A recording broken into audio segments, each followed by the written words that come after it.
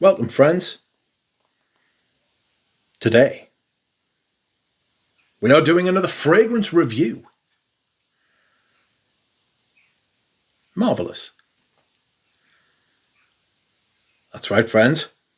Once again, I have returned to you with another fragrance review. And it is the dying days of summer here. It is the 30th of August.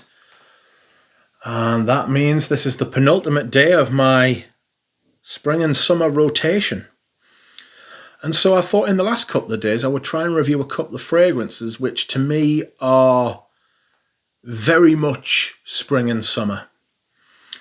And the fragrance we will be reviewing today is Dior's 2010 release from the Privé Collection, Cologne Royale. You see before you a 250ml bottle, and you can see that I have absolutely battered this. There's about 110ml left. I'm splitting hairs there. It's well over half used. And I've had this for about 6 years now. And you can see, I mean, that is a lot of perfume to use when you've got well, you can see the collection. It's pretty easy to tell that I like this stuff. And I do like this stuff, but I will go into why. We will follow my tried and trusted technique, where I will tell you the notes for the perfume. Then I will tell you the notes that I get. And then I will just discuss the fragrance at my own pace and at my leisure, if you will. So, first I will use Parfumo. And the notes according to Parfumo are neroli, bergamot and lemon at the top, a heart note of mint, and a base notes of musk and sandalwood. But according to Fragrantica, the notes are simply citruses, neroli and musk. The notes that I get from this: citrus, I get lemon, I get bergamot, I get a little bit of orange, a little bit of lime. Like I get this kind of melange of citrus, you know, just a general citrus. Like Fragrantica does this thing where it'll be like, oh, you get like ozonic notes, or you get citruses, or you get exotic woods, and it's like this general, and it's like a generalization, and it does my fucking head in, because what it shows is it shows that there are no sort of individual notes that you can pick out. You know, it's not saying that it's well blended. It's just saying that it was born like a melange. It wasn't created. It just came that way. You know, like as if it's one material giving all those different things. Which it's not the old style of perfume. But anyway, I do get citruses from it, and there's a few. Like I said, orange, lemon, lime, bergamot, all that good stuff. But not too much of any of them. I also get the neroli, and I get a hint of something green, which could be construed as mint, but not. It's not a minty perfume by any stretch. And I also get musk. So let's discuss. First off, I will talk about the performance for a cologne. It's not an eau de cologne concentration, it's an eau de parfum concentration.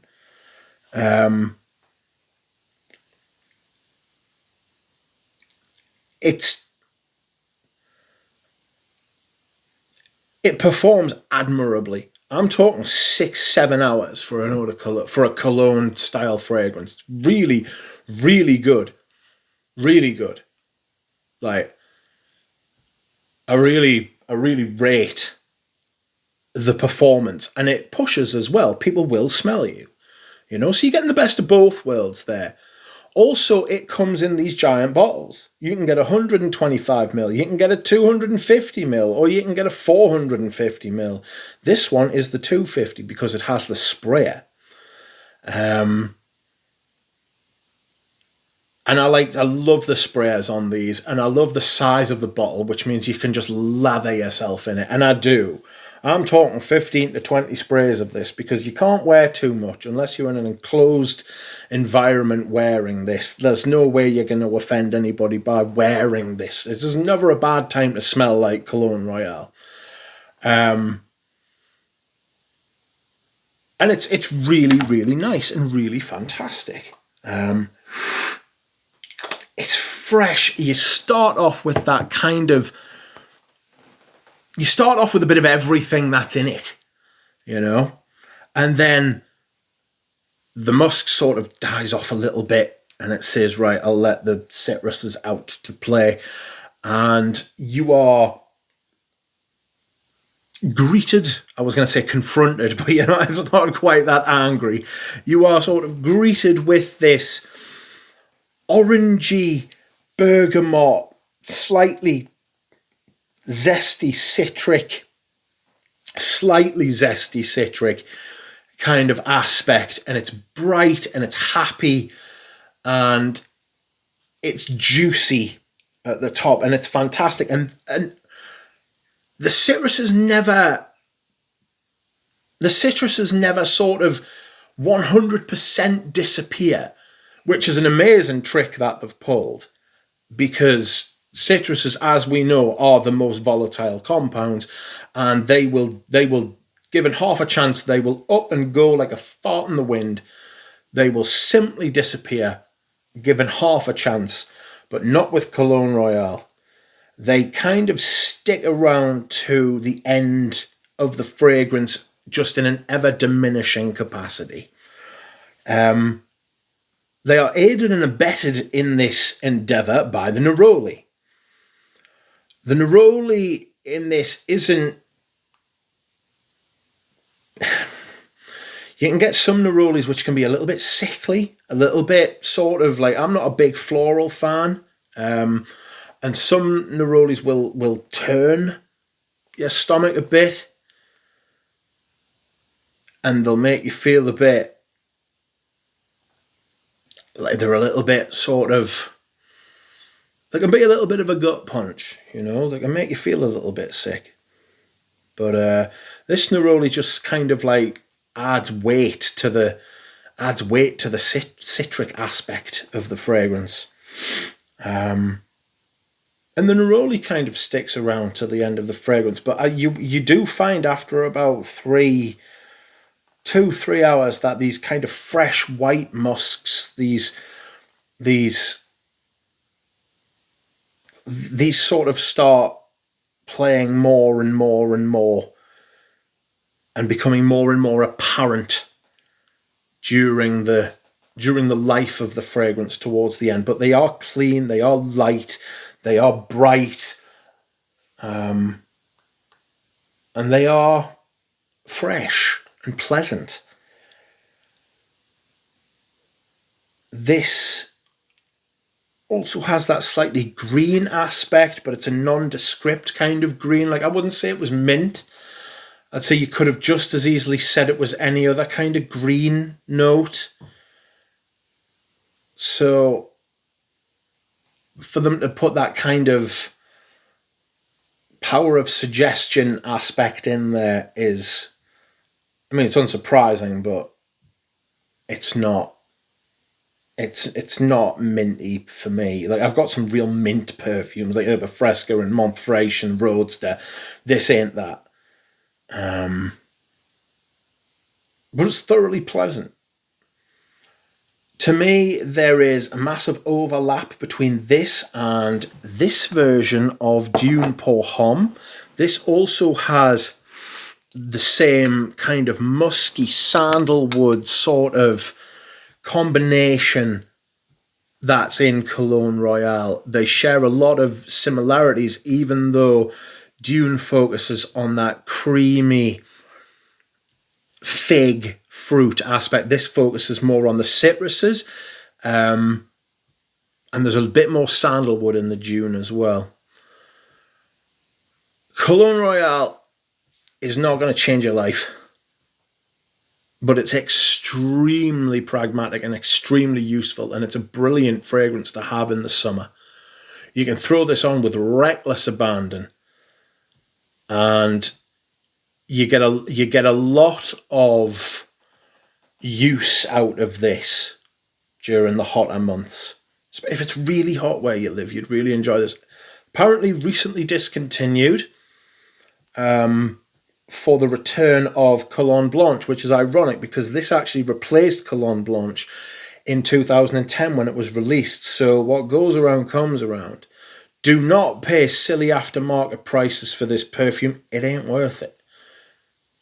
If you've got it, enjoy it. If you don't sweat it. It's not a problem. You won't like wake up in the night with your heart pounding thinking, shit, I'm missing out by not having Cologne Royale. It's not like that.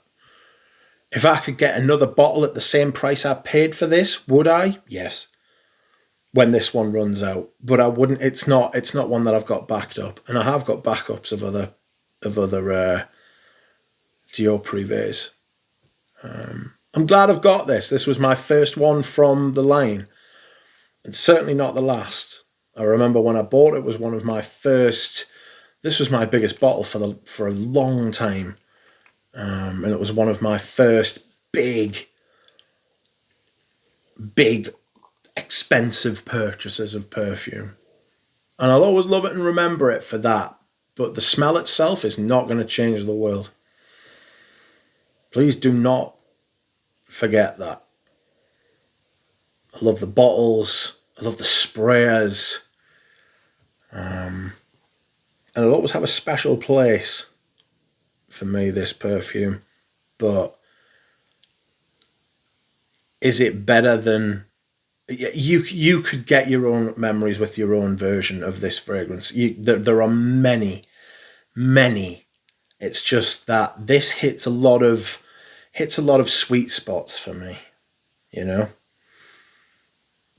It's fresh. It's in a big bottle, so you can apply it liberally without worrying. There's a tiny bit of sweetness. It's just great. It's just a fantastic fragrance. But bear in mind what I've said. Anyway, this has been my review for Cologne Royale. I hope you have enjoyed it, friends, and I will see you all again soon.